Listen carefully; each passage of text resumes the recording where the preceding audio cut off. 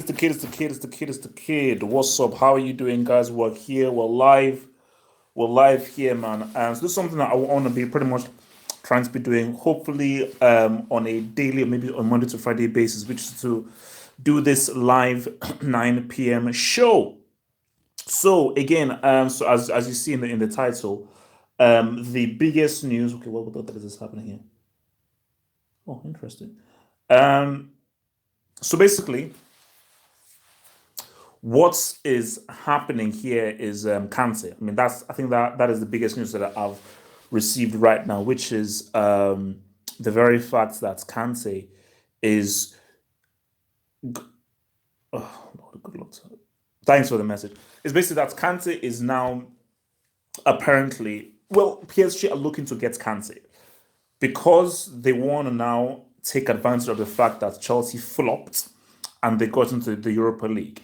Now, when you think of the fact that Thiago Motta, he's getting a bit old. Rabiot is much more of a creator. Verratti, he's the natural central midfielder because whenever you create a three, you want your DM, you want your box to box, and you want your CM, or you want your AM, your CM, and your DM.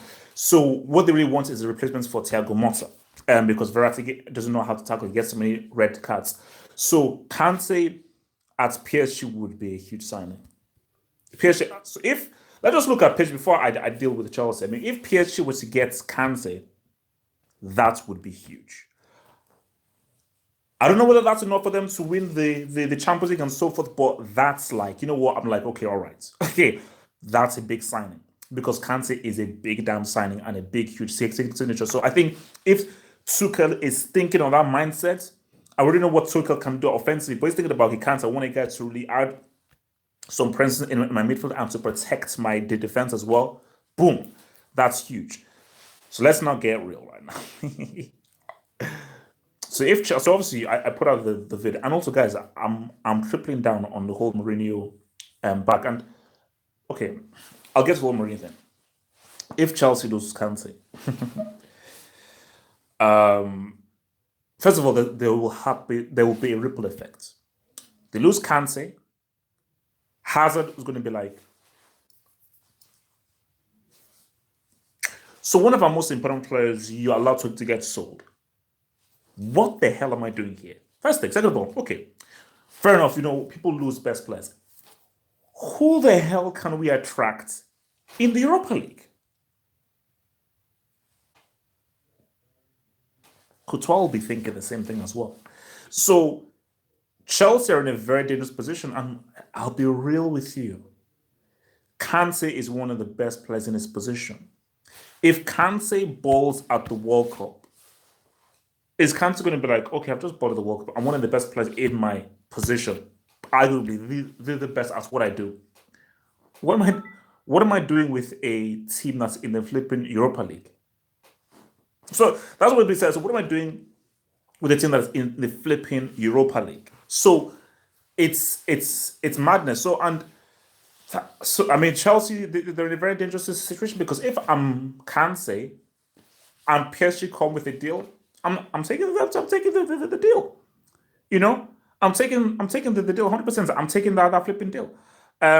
So that's just what I'm doing, and that's just how I'm rolling. So, but with regards to the whole Chelsea thing, before I go to the other news stories, um, people came at me because I said, "Oh, Mourinho's last season at Chelsea was arguably the worst."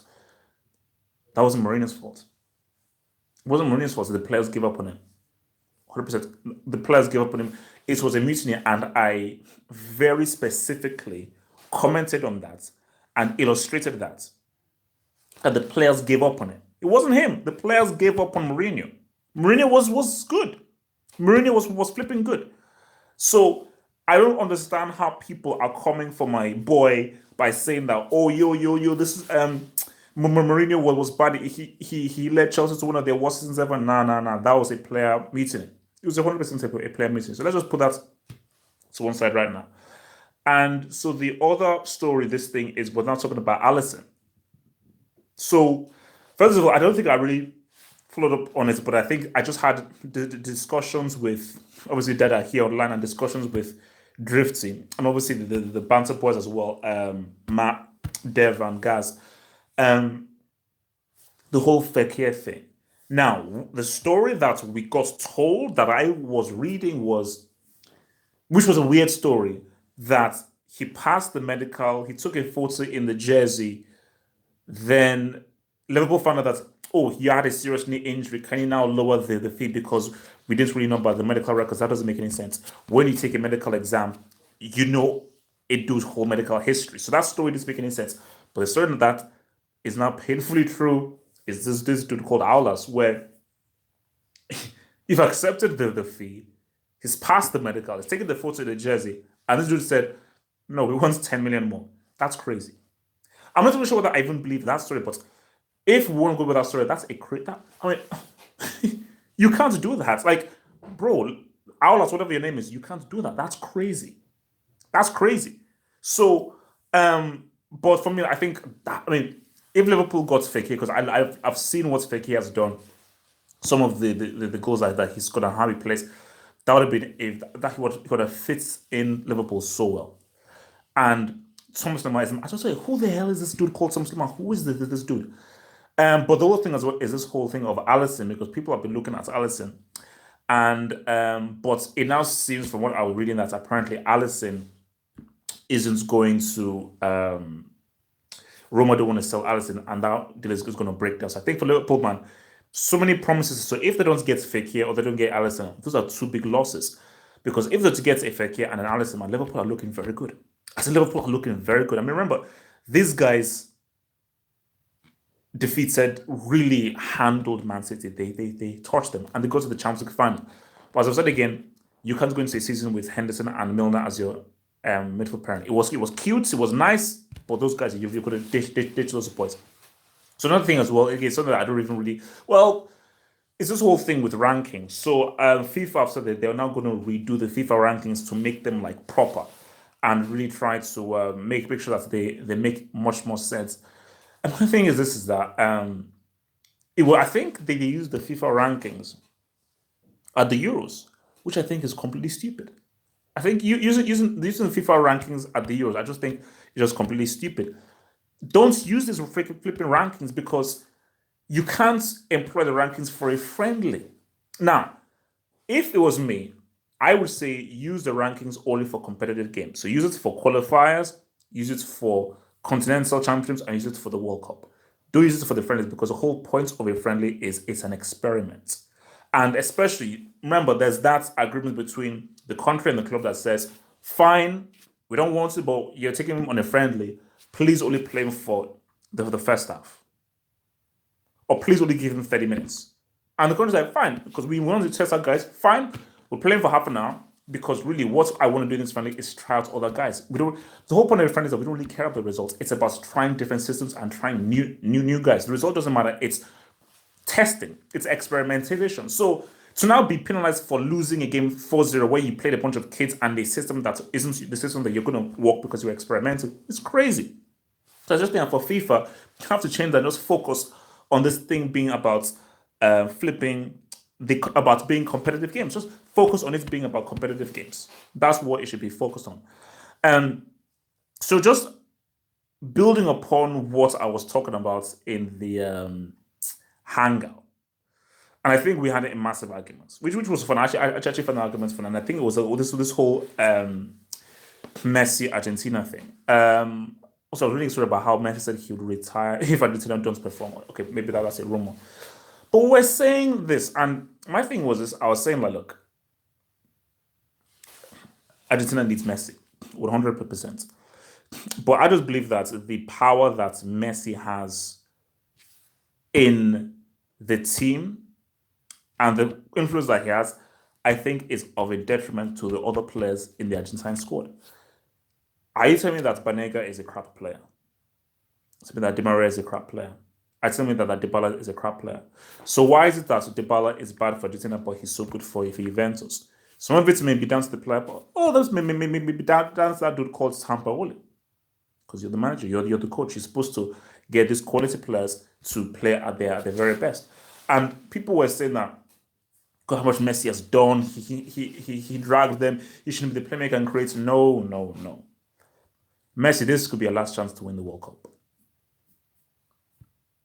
Okay, I know you're watching because I know Messi watches the football hot. Messi, this could be your last chance. It could be last chance. You're going to be 34 in 4 years' time. So this will be your last chance to get that cup. No excuses. No excuses. No math. No math. No math. No excuses. So the point I was making, and I think which is what Manny was saying, guys, chill on Manny, man. Chill on that one, okay? But what Manny was saying, which is what I agree upon, the only thing I agree with Manny on, is that score the goals. Score the flipping goals. Put the ball in the net. Please. Just put the ball in the net. Okay. Let Dybala play make. Let's Pastore play make. You go and you put that ball in that net. Because I told you, I don't want to hear any that's the key thing. That's what I want everyone to understand. I don't want to hear any excuses. No excuses. You either win the World Cup or you shut up. I don't want to hear semis. I don't want to hear final. I don't want to hear he tried. I don't want to hear he did everything. I don't care. Either you win the World Cup or I don't want to hear anything from you. Nothing. Zilch. Okay? That's real. Now let's look at what some of you guys have been saying right now.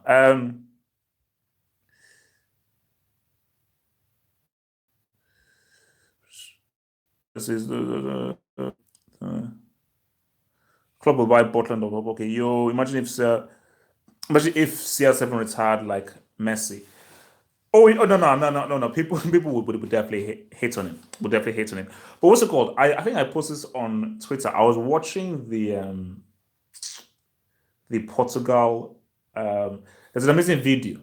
I don't know whether I retweeted it, but basically, I think if you go to YouTube and you type in Portugal France final minutes or last minutes, that is amazing because what happens is basically there's like it's weird. The camera angle is almost from behind the goal, so behind Hugo Lloris's goal, and they show the moments of after Eder scores.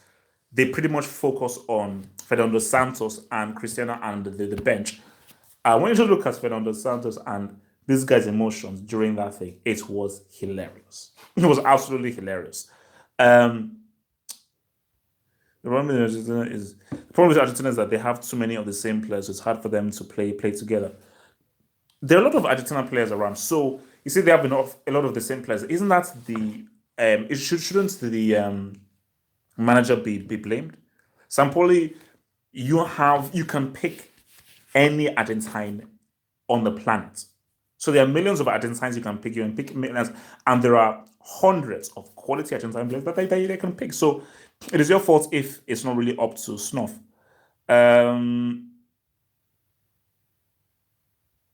England national team is a team full of bricks. Well, not all bricks. Mostly bricks, but not all bricks. I think there are definitely a few bricks in the England team. Hence why they're not sniffing I mean, if England win the World Cup, I mean, that could be like Greece winning the Euros, man. So, guys, do you think Juve can win the Champions League if they got Milinkovic Savic? Nah. Nah. I mean, I've been seeing this whole Milinkovic Savic guy. The guy, he looks all right. But Juventus, they need a superstar. They need a true superstar. And I just do not think that they have won it. I think without that true superstar, I don't think Juve can do it. Although, let me be real, I think Juventus tying down Douglas Costa was huge. That was a huge move. I mean, I like that move. That was a really good move. Them tying down Douglas Costa. That was a very good move. Let's see what else guys are saying. Could Spain lose to Portugal? Very easily. Why can't Spain lose to Portugal? For me, Portugal have what it takes to beat Spain. Because let me remind you, people, Spain are very good. They have some quality players, but Xavi is a big miss. Xavi was a huge part of why Spain was so good. Xabi Alonso is another big miss. David Villa was clutch. David Villa at that World Cup was clutch. So those are three guys who were very critical for Spain. Koke, Saul, all these boys are tops. Are you saying Koke and Saul are as important or as good as peak Javi Alonso? Are you saying that Douglas Costa is as good as peak David Villa? Because I tell you, if it was me, I would pick David Villa. I would actually pick David Villa in the squad. I would have picked him. England or Portugal to win it all, man. Wow. How do you rate ESPN FC pundits? I really like Shaka Hislop. Shaka Hislop is really good. Burley says some really good points, but then some of the points he says make no sense. Um, who else? Moreno, really good. He's my favorite. I think Moreno and Shaka Hislop are my favorites. I think Shaka Hislop, I agree with a lot of the points that he makes. A lot of his points about the World Cup and about teams and so forth. So he says a lot of points that I am in line with. Moreno, I just like how he comes across with his analysis because it's very sharp, very blunt and to the point. I think Craig Bowley, sometimes he can be a bit wiffly, waffy. Sometimes he can be saying some good points. Other times it's like I just want to have a laugh. Then there's other dude who used to play for Liverpool who's a bit I don't know. And that's Marcotte is trash. That guy's trash. Like the guy's trash, man. The guy's trash. Um yeah, if all African players played for African nations, it would be a wrap. Yeah, that would be a. It would be very interesting if you could only play from the place that you're indigenously from. That would be very interesting. Uh,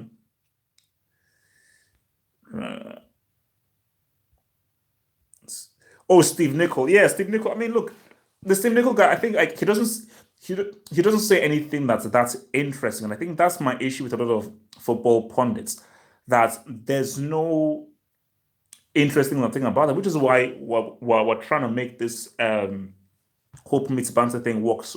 We're trying to make the thing work because we believe that nobody does what we do, and because what is missing is a football show where it's just guys just talking, no suits, no kind of obvious things, no kind of predictable comments, guys just talking.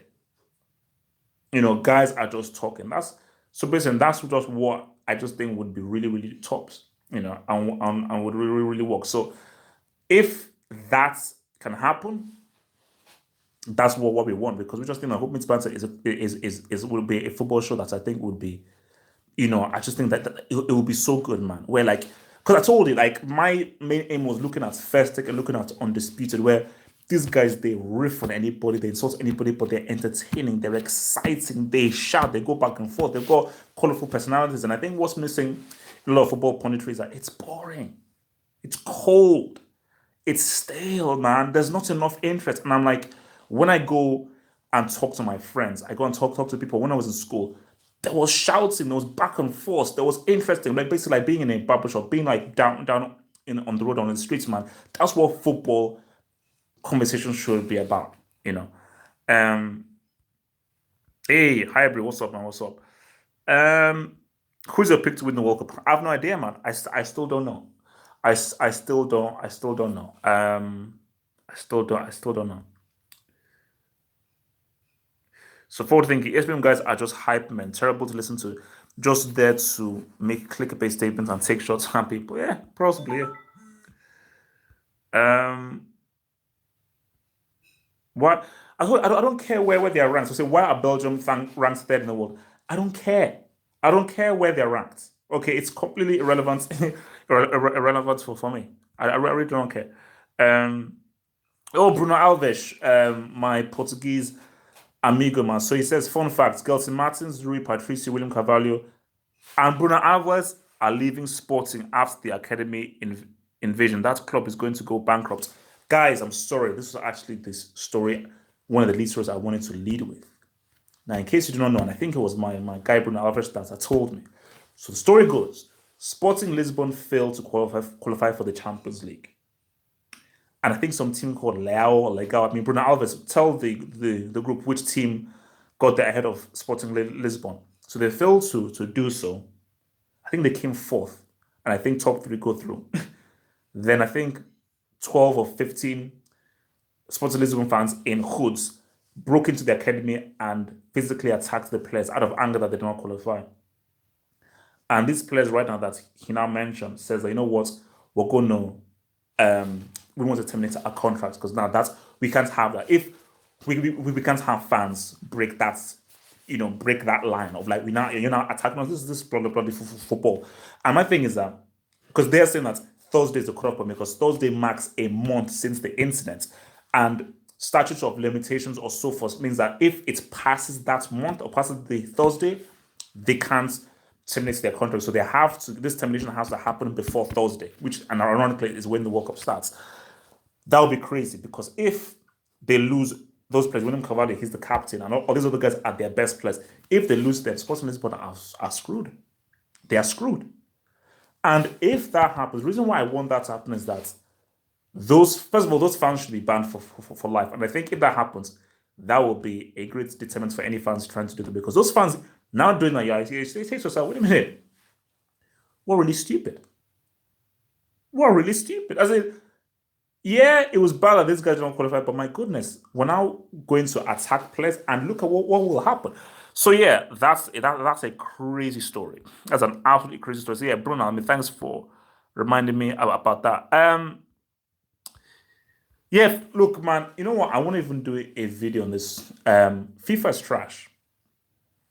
The last time FIFA was good, the last time FIFA game I really played was FIFA 98. And the thing is this, graphically, FIFA is better. But if you've ever played football, gameplay-wise, Pro Evo is better than FIFA. Like, when I play Pro Evo, I'm like, this is what football feels like. This is how a guy passes the ball. This is how a guy moves. And the thing that Pro has that FIFA doesn't have, Pro, you know when you're controlling Cristiano. You know when you're controlling Robin. You know when you're controlling Kante. Because they have the unique player animations that are unique to each kind of player. So, FIFA feels like if a machine made that game. Pro Evo, it feels like if football lovers made that game. Like if it's given, no, these guys, they understand football. FIFA, it's a machine. And yeah, fair enough, you have all the licenses, you have all the stuff. That doesn't matter. If the gameplay is good, fine. Let FIFA take all that stuff. All that matters is the flipping gameplay. So, Tony Cruz is his tops. Tony K, I said again, one of the best midfielders in the world. Very easily. Hugo Lloris is crap. I am seriously considering putting Hugo Lloris in class as a brick. And it's crazy because it's so weird how people have...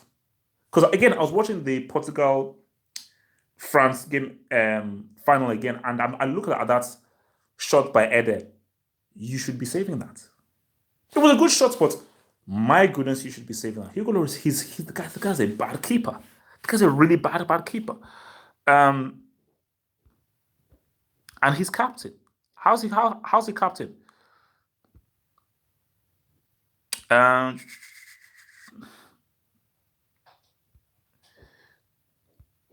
Let's see what the guys are saying. Ingredients. I wanted to see what else guys are saying. Hello, support from Sweden. Do you think Sweden can get out of the group? Yeah, I think so. I think Sweden could possibly do it. I think it is very possible that Sweden could get out of the group. Like don't sleep with them. I think that's why force pick is key. If force pick is there, I think with force pick you can do things. And yes, I'm putting force pick ahead of Ibrahimovic. Sue me. Putting me ahead of Ibrahimovic. FIFA. I think that might have been the game. Pro 2006 might have actually been the really crazy game. And or I have Henderson. So a guy, I'm actually going to put you out on blast. So Sterky H says you would rather have Henderson than Pogba. Pogba on his worst day is better than Henderson's life. Okay, so Pogba on his worst day is better than Henderson's life and his family and his future children. Look, you know what? Look, I don't want to say. Why isn't Mandanda starting ahead of Lloris? Because Lloris, this guy has made so many bad goalkeeping mistakes of positional sense. And the kinds of goals that he's allowed is crazy. And do think he's just not a great keeper? And I think the issue is that maybe because he's liked or people like him, Deschamps likes him, that shouldn't be the thing. He's crap. He's a bad keeper and he can't be the number one. He can't be. Like, Areola is better. Areola is better. I'd put Areola in there than him. Like, for me, I see Areola made better saves than Lo Reese. Yeah, France ain't winning, man. Um, yeah, Ramesh, yeah, he's overrated. Nah, Sweden can win the World Cup. Relax, please relax. Uh, Portugal front three are. Yeah, look, man, I finally looked at footage of Gedesh. I think Machine told me how to say his name. Guy's good, man. This guy's good. That guy is really really tops, man. The guy's really really quality. Look, Portugal are looking interesting, man. They're looking very interesting, and I don't know. I mean, look, I'm excited about this World Cup, man. I'm excited as to what can happen. Zonzi or Fabinho. I would go for. I think Unzonzi is a really good player, man. I think Unzonzi. I think what he can do on the ball, right foot, left foot, great balance on the ball, great composure on the ball. I think I would say he's a player that I would take over for Fabinho, who is decent, but I think Unzonzi offers more in a footballing sense. Um, Pjanic, Matuidi, Milinkovic, Savic would be Champions League winners. Says who? Says who? Like, nah, Juventus, they need more. I've seen this Savage guy, but they need more. Okay, they need more than that Savage guy to really do anything of note. Um, yeah, look, man, a lot of people are saying about this Geddish guy, man. I'm very interested to see how this guy does. Yes, was a power Jack Daddy. France lack leaders, in my opinion. Yes, they do. France are lacking true leaders, and I think that is why I don't think that they can go all the way without anyone to lead them, define them. I think that's going to be their issue. But they've got quality, man. I was just watching like a behind the scenes documentary of the French team. I'm looking at Dembele, Mbappe. I mean, I'm looking at these dudes, man. I'm like, FFK here as well. Look, they have players. So I think they'll entertain, but as far as winning, I think you need that definition to win. You need those characters to really win, man. Um, Charisma is the best super sub. For me, I think that's a disrespect to Charisma. I think calling Charisma a super sub, I just think that's that's pretty much insulting his skill level. I think he's much more than just a super sub, man. Um, what's else? Look, Otzons is good, but say Otzons' quality. I mean, for Fabinho is really good as well. Have you seen Nzonzi play?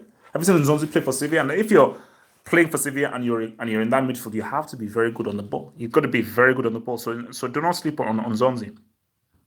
Neymar will choke like he did against Real Madrid, except he didn't. So when you get the notion that Neymar choked against Real Madrid, I don't think he ever did. He played well in that first leg. He played well. And I don't think in that second leg, if he had played, it would have been very interesting. So I don't really get where he choked. He just got injured. So Messi wanted to quit international football last World Cup. If he can't win into this year, do you think that is it for Messi's World Cup? Potentially, I think so because I think in 4 years' time, I think he'll be too old. I think this is a prime time. This is a prime time. 2014 was really his time. Right age, 26, so forth. That was a prime time, but he flopped. Look, man, I'm very excited about Timo Werner. I think Timo Werner could do some really good things because Timo Werner is the guy to take over closer for Germany. So I think Timo Werner could definitely. I think you know what? That's a good shout, man. I mean, I'm just thinking about Germany's team, who they're playing, their path. Timo Werner is a good shout to be for Golden Boots. You know what? I would. You know what? Even if he's that old, I would take Ribery. Based on the fact of his age, his experience, I would take Ribery. So I would take Ribery for sure. Yeah, I would take it. Um, everybody needs Zizou, man. Everybody needs Zizou. I'm Moroccan, and as a Moroccan, I think Morocco can go through. Do you agree with me? It's possible, man. It's possible. I mean, I'll be back in Morocco, man, obviously, as a fellow African side man. So I'll definitely be back in Morocco. And I feel for Morocco, man, as I said again, Morocco, they have to beat Iran. They have to beat Iran. So if they beat Iran, Morocco have just got to go out there and believe. They have to go out there and say, you know what? It doesn't matter whether you're Spain or Portugal. That doesn't mean anything.